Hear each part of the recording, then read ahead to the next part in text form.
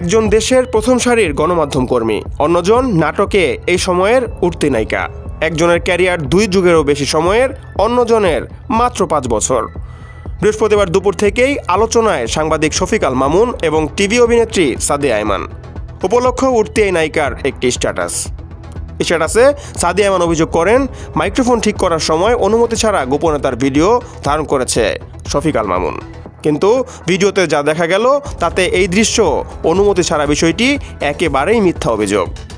অভিযোগকারী অভিনেত্রী স্ট্যাটাসের 1 ঘন্টার মাথায় আরেকটি স্ট্যাটাস দেন, যেখানে তিনি তৃপ্তির ঢেকুর তোলেন যে ওই সাংবাদিকের চাকরি চলে গিয়েছে বলে। তবে অভিযোগের শুরু থেকেই যোগাযোগ মাধ্যমে সমালোচনার মুখে পড়েন এই টিভি নায়িকা।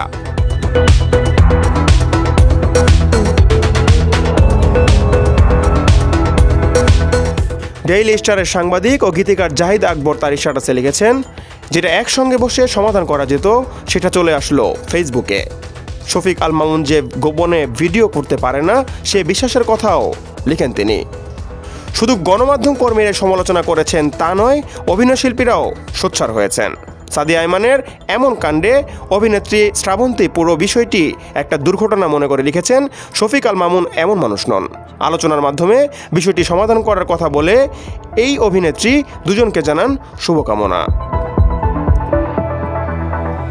1998 সালের 17 মার্চ জন্ম নেয়া এই সাদিয়া আইমান 5 বছরের ক্যারিয়ারে যতটা তার নাম দ্রুত ছাড়িয়েছে তার চেয়েও বেশি আলোচনা আর সমালোচনার জন্ম দিয়েছেন এই স্ট্যাটাস কাণ্ডে।